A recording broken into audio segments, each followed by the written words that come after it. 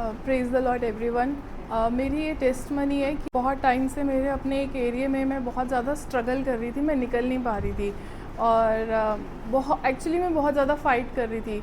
तो मैं हेजिटेट भी होती थी, मैं किसी को भी बताती नहीं थी ये मेरा एरिया। जो मेरे आसपास के लोग हैं बस उनको पता था ये मेरा एरिया है, बट अगर मैं किसी से मिलूँ तो वो नहीं जज कर पाएंगे कि मेरा क्या एरिया है।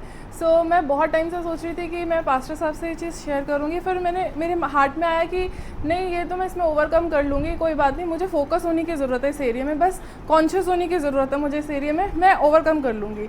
तो यही हुआ और जब मैंने ये सोचा उसके नेक्स्ट डे मुझसे उसी एरिया में बहुत ज़्यादा बड़ा ब्लंडर हो गया। तो आई वॉज लाइक कि यार फिर ये मिस्टेक हो गई, मैं फिर कैसे गिर गई। मैं फोकस होना चाहती थी, फिर मेरे से इतना नहीं हो रहा था कि मैं वो पास्टर साहब को अपना वो एरिया बता पाऊँ। तो फिर मैंने दीदी से बात करी, मैंने दीदी को बोला कि दीदी प्लीज़ मेरे बिहाफ पे ना आप बात कर लो, मुझे ना बड़ा शर्म सा लगता है। तो कह रही चलो ठीक है। और हुआ ये कि खुदा चाहता था कि मैं अपने उस शर्म से बाहर आऊँ और खुदा ने उनके दिमाग से भी वो निकाल दिया। तो वो मुझे फ़ोन करी, मैं तो भूल गई, तो एक काम कर तू खुद ही मैसेज कर दे।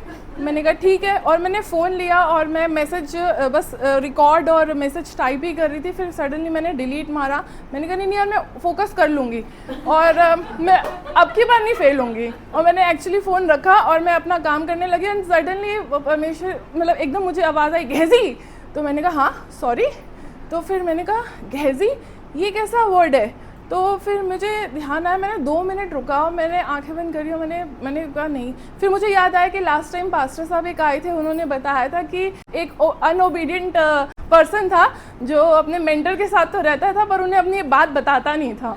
तो मैंने कहा हाँ, मैंने कहा नहीं यार, ये तो मैं हो नहीं सकती। तो फिर मैंने सडनली फ़ोन लिया, मैंने अपना सारा बताया। मैंने कहा प्लीज़ आप वो मत करना दो। तो उन्होंने कहा ठीक है, मैं आपको इस चीज़ में हेल्प करूंगी और वो सब है। क्योंकि क्या होता है कि जो चीज़ हमें अपने एरिया में लगती है कि बहुत छोटी और हम उसे ओवरकम कर लेंगे ना, वो ही हमारे स्पिरिचुअल लाइफ में ना बहुत बड़ा होता है एक्चुअली, तो हमें दिखता नहीं है। तो मुझे मेरे एरिया साफ़ करने थे और बहुत सारे लोग परेशान थे मेरे उस एरिया से, तो और सबसे ज़्यादा मैं परेशान थी। तो फिर मैंने कहा नहीं, अब तो हेल्प लेनी चाहिए। तो मैंने पास्टर साहब से शेयर किया और उन्होंने मुझे इस चीज़ के लिए गाइड किया और वो प्रार्थना भी करेंगे और उन्होंने कहा कि मुझे एक समय देके उस चीज़ पे काउंसिल भी करेंगे। So all praise to God कि मुझे अपने शेम को हटाना है और किसी को सोर्स नहीं बनाना अपने आगे। मेरी प्रॉब्लम है तो मुझे खुद ही बोलनी है। तो ऑल प्रेज टू गॉड।